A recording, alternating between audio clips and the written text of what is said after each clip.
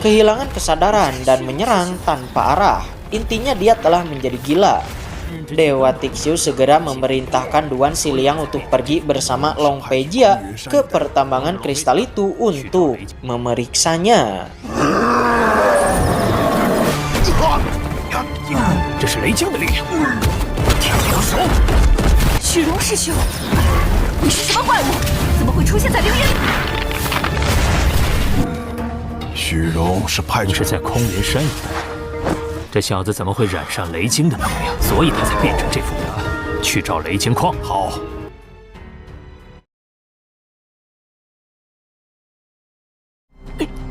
Tiba-tiba Dewa Tixiu menyemburkan seteguk darah. Itu dikarenakan teknik pemadaman Taigunya terkunci di lantai 2 dan tidak ada peningkatan. Hal itu membuat Tuan Xiliang menjadi khawatir. Dia menegaskan, karena Dewa Tixiu telah menyelamatkan Akademi Lingyunnya, maka dia meminta Dewa Tixiu untuk mengatakan apapun agar dia dan seluruh Akademi Lingyunnya bisa membantu Dewa Tixiu. 前辈放心，我没看错人。想不到有一天我段思良及全门弟子遵从。 Dewa Tixiu merasa tidak salah membantu orang dan dia meminta Duan Xiliang untuk tidak menyebarkan informasi bahwa dirinya terluka. Dan juga siapkan perbekalan karena kita akan segera pergi ke pertambangan kristal. Karena hanya di sanalah yang dapat membantu Dewa Tixiu untuk membawakan segel dunia langit. 我没看错人。想不到有一天我朱天严所消息。 准备行囊。只是走漏半点风声。 Sementara Senior Wu Ying saat ini dia sedang bersama Jiang Meng dan di sini Jiang Meng tiba-tiba mengatakan kepada Senior Wu Ying bahwa sebenarnya Kaisar Agung itu adalah kakak Xiao Chen. Tentu saja Senior Wu Ying tidak percaya akan hal itu. Jiang Meng meyakinkan Senior Wu Ling bahwa kakak Xiao Chen adalah Kaisar Agung. Akan tetapi Senior Wu Ying tetap tidak percaya. Dia hanya berpikir bahwa Jiang Meng terlalu banyak makan sehingga dia berhalusinasi. 啊！不可能认错，不是幻觉。好了，你好好休息，我先走了。 Saat berikutnya Jiang Meng melihat Tuan Muda Jiang Chuan dan juga Wu Dao sedang berlatih. Dan dia juga mendengar dari perkataan Tuan Muda Jiang Chuan bahwa besok mereka akan menemani Kaisar Agung untuk mencari pertambangan kristal.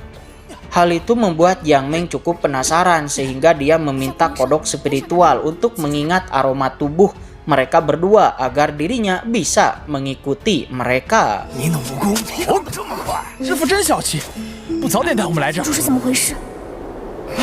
你别说，这天陪朱天尊大人去找雷晶矿。记住他们的气味。 Di tempat lain, nenek serangga terlihat mengunjungi markas tersembunyi Lembah Mihun.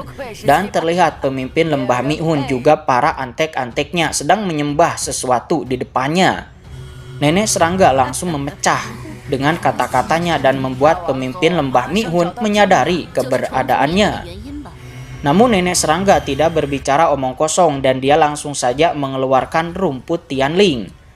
Hal itu membuat pemimpin Lembah Mihun cukup senang.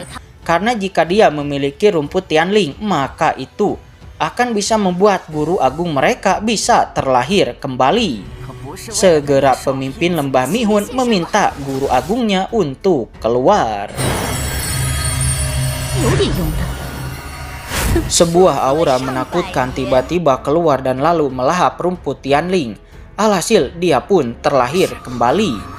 Akan tetapi terlihat rumput Tianling tidaklah sempurna, yang membuat guru agung yang disebut Nyonya Lin Xiu tidak terlahir kembali dengan sempurna. Alhasil dia meraung kesakitan. Namun kesepakatan antara nenek serangga dan pemimpin Lembah Mihun hanya sebatas memberikan rumput Tianling saja. Dan nenek serangga mengambil harta pertukarannya. Akan tetapi ketika nenek serangga mengambilnya, tiba-tiba... 先放我走了吧，这不干我的事。你要坏我的大事，那天灵草，后面得看夫人自己的造，就知道你。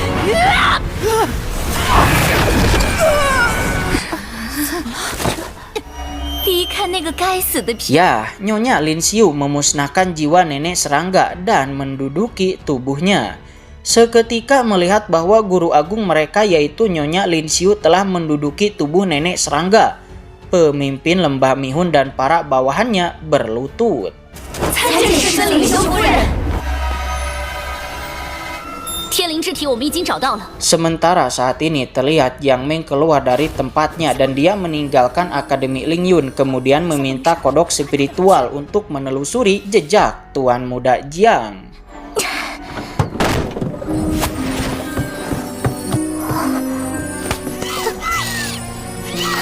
Kembali kepada Nyonya Lin Xiu, terlihat dia bercermin di sana. Namun melihat wajahnya yang tua dan jelek, dia merasa tidak puas.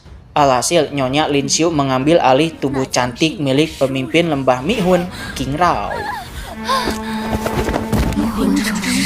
老太婆，管不住。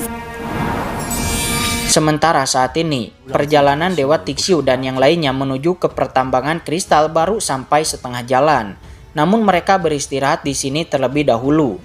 Dewa Tixiu menjelaskan bahwa meteor merah yang turun dari langit itu adalah ulah dari keluarga Jiang di alam atas, yang mana mereka mengumpulkan kekuatan spiritual yang kuat dari dunia langit untuk membuka jalur dunia langit dan dunia bawah. Yang mana dengan melakukan ini, kultivasi mereka tidak akan ditekan ketika menginjakan kaki di alam bawah. Tuan Muda Jiang Chuan dan yang lainnya menyadari bahwa jika sampai meteor merah itu sampai di daratan, maka di seluruh benua ini tidak ada satu orang pun yang dapat melawan orang-orang dari alam atas. Oleh karena itulah mereka harus secepatnya sampai di pertambangan kristal. Istirahat pun selesai dan mereka kembali melanjutkan perjalanan.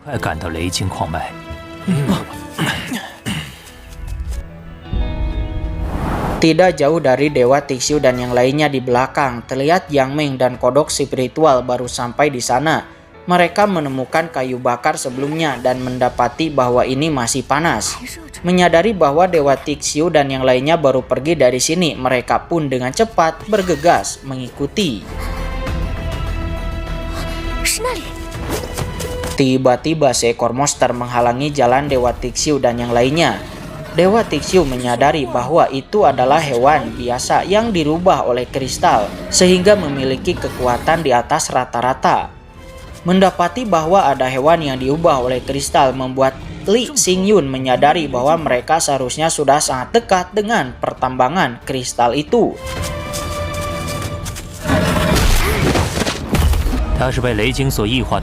Namun bukan itu kejutannya, karena kemudian terlihat binatang-binatang kristal yang tak terhitung jumlahnya mulai bermunculan.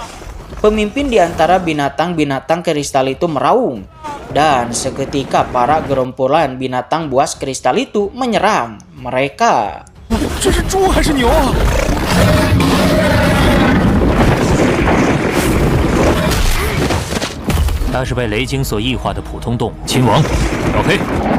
Pertarungan terjadi dan Dewa Tixiu memerintahkan Xiao Hei, sang serigala bermata tiga, untuk mengalahkan pemimpin gerombolan ini terlebih dahulu.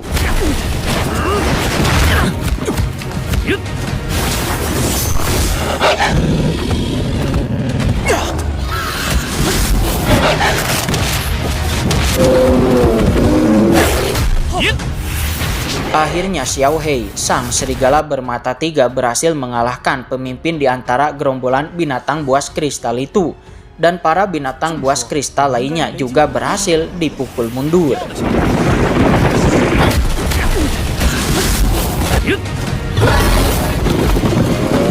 Akan tetapi semua binatang buas kristal itu tiba-tiba meraung ke langit secara serentak. Dan tiba-tiba mereka semuanya bergabung, berubah menjadi satu monster dengan ukuran yang lebih besar, kekuatan yang lebih kuat, dan juga menjadi lebih ganas. Hal itu membuat Dewa Tixiu dan yang lainnya terkejut. Namun tidak ada waktu untuk terkejut karena monster itu sudah mulai menyerang. Wah, 少爷，你小心点。猪猪合体变更怪物。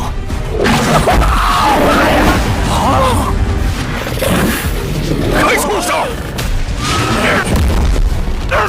Ketika Wu Dao dalam bahaya, tiba-tiba Dewa Tixiu mulai bergerak dan menyelamatkannya. Dia menggunakan tongkat kaisar memukul binatang buas itu dan berhasil melemparkannya ke dasar jurang.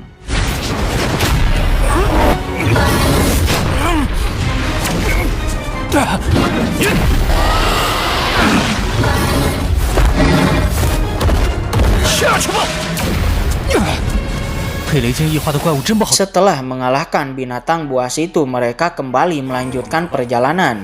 Sementara Tuan Muda Jiang melihat di kejauhan ada sebuah kristal petir.